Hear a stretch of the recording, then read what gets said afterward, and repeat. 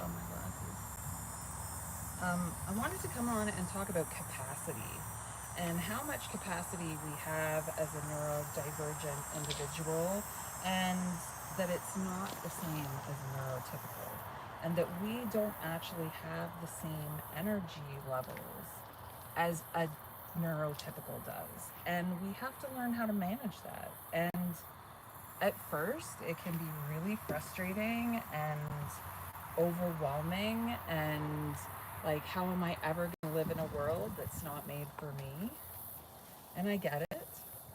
But once you start to realize what helps your body, and it is different for everybody, I am sensory avoidant, sensory seeking, which is a fun combination. So I have to have my headphones on, but I also have to weightlift to keep my body and my mind happy. And that was the magic combination for me.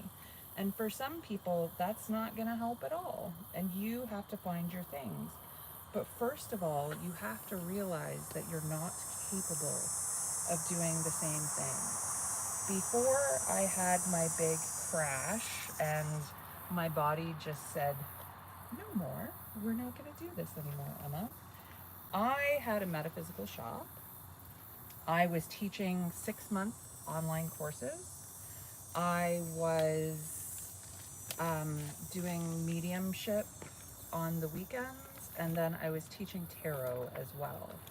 And all this time, I was also a mother, running a house, doing all these things, and doing it at full capacity. And that is why my body just finally stopped and said, no, we're not doing this anymore. And I don't want you to get as sick as I did, because I got very, very, very, very, very sick. Um, and we don't need to be that sick. So learning, first of all, that we don't have as much capacity as neurotypicals, and what does that mean for you? For me, it means I have a lower social battery than I used to, for sure, because of my burnout. So yesterday I was going to be teaching a forest whispering class, and it's a drop-in class, and it's only $10, and I've set it up that way so if I do have to cancel it, it's okay. Nobody's gonna be put out. It's a drop-in class. It's a $10 class. People aren't making a huge investment.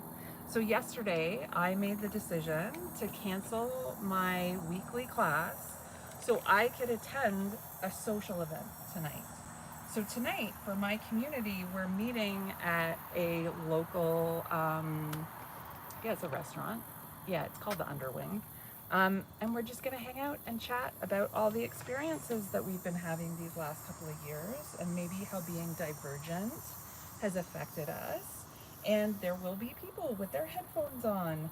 There will be people that sit in the corner and just read their book and just want to be present with other neurodivergents.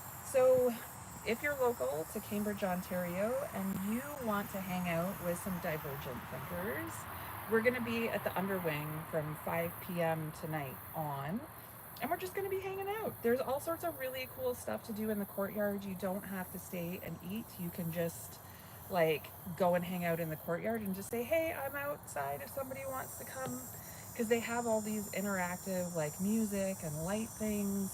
So it's actually really good for a divergent mind, because you don't have to sit still, because that is one of the things too. I find that when, hey, good night, Mom.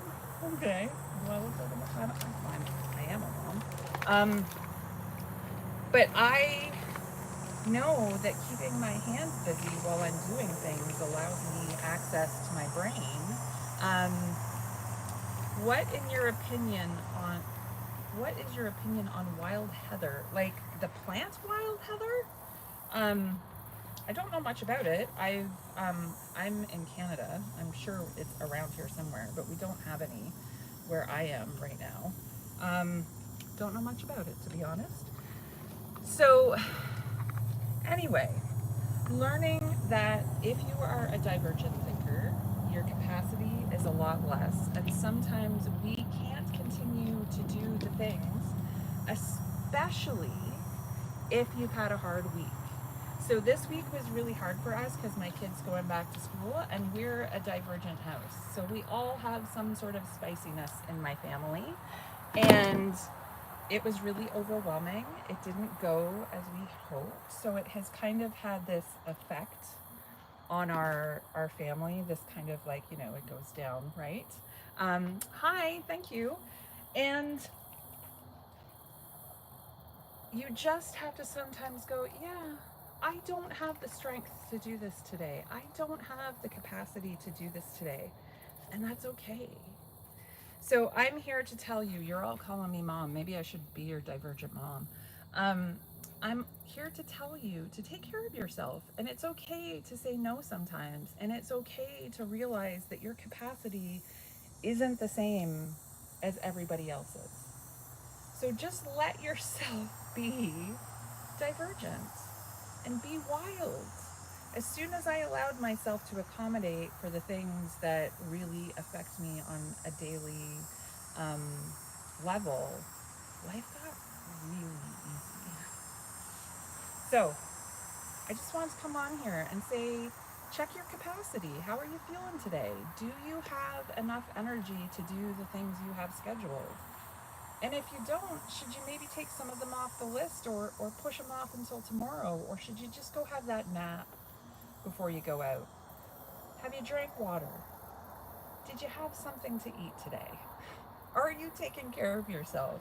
Because if you haven't done any of those things and you're feeling a bit grumpy, it's because your capacity is low. You need to put some more fuel in the fire and get those flames burning so you can have the energy you need.